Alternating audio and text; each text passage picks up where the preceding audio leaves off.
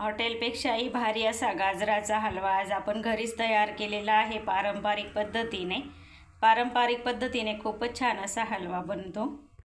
नमस्कार मैत्रिणींनो, स्वागत आहे तुमचं पुष्पा पाटील किचनमध्ये। आज आपल्याला पारंपरिक पद्धतीने गाजराचा हलवा करायचा आहे। त्यासाठी मी इथे 1 किलो गाजर घेतलेले आहेत। बघा, खूप छान असे गाजर आहेत, लाल बुंद आणि खूपच मस्त आहेत, ताजे ताजे। तर त्याच्यावरती आता हे जे असे केसांसारखे असतात ना, ही घाण आपल्याला काढून घ्यायची आहे। म्हणजेच थोडं थोडं आपल्याला असं जे आपण बटाटा किसतो ना त्याच्याने साल काढतो ना, त्याच्याने आपल्याला याची थोडी थोडी अशी साल काढून घ्यायची आहे। अशी साल काढून घ्यायची व्यवस्थित अशी। जर आपण अशी साल म्हणजे व्यवस्थित अशी काढली नाही ना, तर त्याच्यावरती धूळ माती तर लागलेली असते। काही वेळा धुवून सुद्धा ती निघत नाही व्यवस्थित, तर ती अशी कचर कचर लागते हलवा खाताना। त्याच्यामुळे अशी व्यवस्थित असं गाजर साफ करून घ्यायचं आहे आपल्याला। गाजराची व्यवस्थित अशी साल काढून घेतली आणि पाण्याने स्वच्छ अशी धुवून काढलेली आहेत। तर आता आपल्याला हे मागचं जे देठ आहे ना, गाजराचं बूड, हे काढून घ्यायचं आहे। गाजर व्यवस्थित कट करून घेतलेले आहेत। आता एक किसणी घेऊन आपल्याला किसून घ्यायचे गाजर। तर गाजर असं न किसता आपल्याला असं बारीक जो भाग आहे ना त्या भागाकडून किसायचा आहे। गाजर किसता किसता आता बघा, इथे असा मध्यभागी कडक भाग लागायला लागलेला आहे। तर आता आपल्याला गाजर असं न किसता असं आडवं किसायचं आहे। म्हणजे जो मधला भाग असतो ना, तो पिवळसर टणक भाग असतो बघा हा, तर तो किसला जाणार नाही आणि साईडचंच फक्त आपल्याला किसून घ्यायचं आहे आता गाजर। तर गाजर किसल्यानंतर बघा, असा हा पिवळसर पार्ट शिल्लक राहतो। हा खूप कडक राहतो आणि याची चवसुद्धा हलव्यामध्ये छान लागत नाही आणि हलव्याचा रंगसुद्धा बदलतो। त्याच्यामुळे हा पार्ट आपल्याला टाकायचा नाही आहे। तर आता अशाच पद्धतीने मी सर्व गाजर किसून घेणार आहे। गाजर असं व्यवस्थित किसून घेतलेलं आहे आणि किसल्यानंतर हे 850 ग्रॅम भरलेलं आहे गाजर। 850 ग्रॅम आपला गाजर किसून भरलेला आहे। त्यासाठी मी इथे 400 मिली दूध घेतलेलं आहे।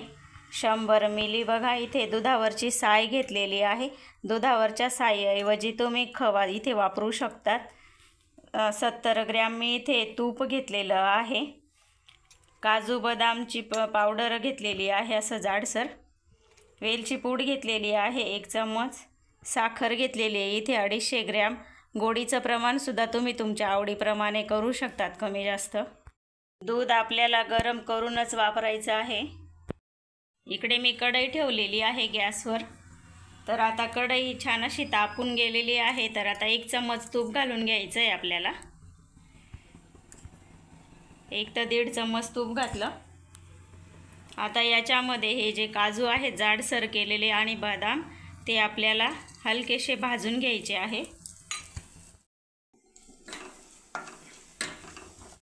हलकेसे असे भाजून झालेले आहेत, आता काढून घेऊ। आता ह्याच कढईमध्ये आपल्याला हे तूप घेतलेलं आहे, त्याच्यामधून अर्ध तूप घालून घ्यायचं आहे। आता ह्या तुपामध्ये आपल्याला किसून घेतलेलं गाजर घालून घ्यायचं आहे।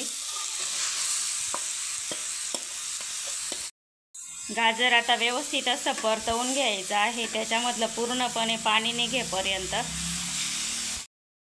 एक 3 ते 4 मिनिट छान असं परतवून घ्यायचं आहे, म्हणजे गाजर व्यवस्थित असं कोरडं होईल।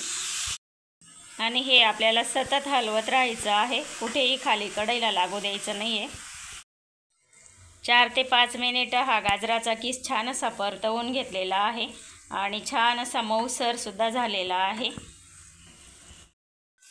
परतत असताना गॅस मोठाच ठेवलेला होता, त्यामुळे छान असा परतला गेला लवकर। आता याच्यामध्ये गरम केलेलं दूध घालून घ्यायचं आहे। व्यवस्थित असं मिक्स करून घ्यायचं। मिक्स केल्यानंतर आता मीडियम गॅस करून द्यायचा आहे, जास्त मोठा नाही ठेवायचा। मीडियम गॅसवर आता हे दूध आटेपर्यंत छान असं हलवा शिजवून घ्यायचा आहे आपल्याला। मध्ये मध्ये असं मिक्स करत राहायचं आहे 1-1 मिनिटानंतर। 9 ते 10 मिनिटं झालेली आहेत आणि व्यवस्थित असं दूध आटलेलं आहे पूर्णपणे हलव्यामध्ये। कुठेही शिल्लक राहिलेलं नाही अजिबात दूध। आता याच्यामध्ये आपण जी मलाई घेतलेली आहे ती घालून घ्यायची आहे। मलाई फ्रेशच घ्यायची, व्यवस्थित असं मिक्स करून घ्यायचं। मलाई घातल्यामुळे छान असं क्रीमी टेक्स्चर येतं हलव्याला। हलवा दाणेदार सुद्धा बनतो छान असा। मलाई घालून एक 3-4 मिनिट छान असं परतवून घेतलेलं आहे आणि हलवा आपला खूपच छान असा झालेला आहे, व्यवस्थित असा शिजलेला आहे। कारण आपण दूध घालून मीडियम गॅसवर शिजवून घेतला, त्याच्यामुळे अजिबात असं मॅश वगैरे करण्याची सुद्धा त्याला गरज नाही आहे। बघू शकता तुम्ही किती छान असा शिजून गेलेला आहे आणि पूर्ण असा एकजीव झालेला आहे हलवा। व्यवस्थित अशी मलाई मिक्स झालेली आहे आणि साईडने असं जे आपण तूप घातलेलं आहे ते सुद्धा सुटायला सुरुवात झालेली आहे। आता इथेच आपल्याला साखर घालून घ्यायची आहे।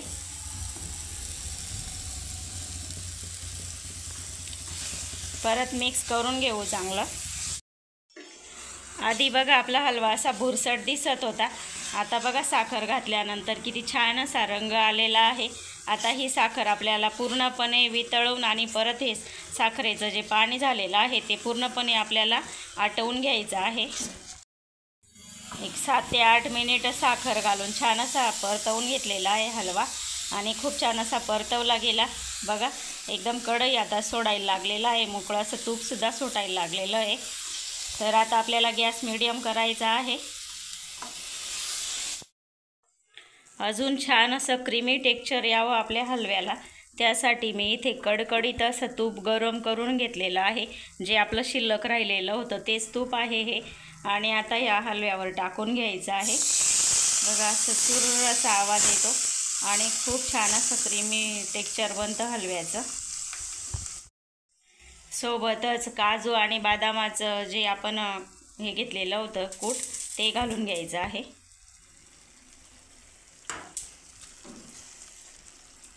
वेलची पूड घालून घ्यायची आहे। मिक्स करून घेऊ। एकदम छान असा सुगंध आलेला आहे हलव्याचा आणि एकदम छान असा आपला हलवा झालेला आहे, एकदम दाणेदार आणि एकदम क्रीमी असा। पारंपरिक पद्धतीमध्ये हलवा करायला जरा वेळ लागतो, पण खूप छान असा हलवा आपला बनतो, खूप चविष्ट स्वादिष्ट असा बनतो। कमीत कमी मला हा हलवा करायला 40 ते 45 मिनिट लागून गेलेले आहेत, पण हलवा असा खूपच छान असा झालेला आहे बघा। तर रेडी आहे आता आपला हलवा खाण्यासाठी। गॅस बंद केलेला आहे आणि खूप छान असं तूपसुद्धा पूर्णपणे शोषलं गेलेलं आहे। आता हा हलवा तुम्ही गरम गरम खा किंवा थंड झाल्यावर खा, कसाही खा तुमच्या आवडीप्रमाणे।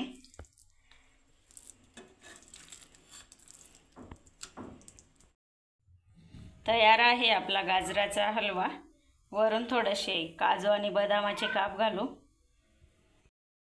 गार्निशिंग करून अजून खूपच भारी असा हलवा दिसतो आहे।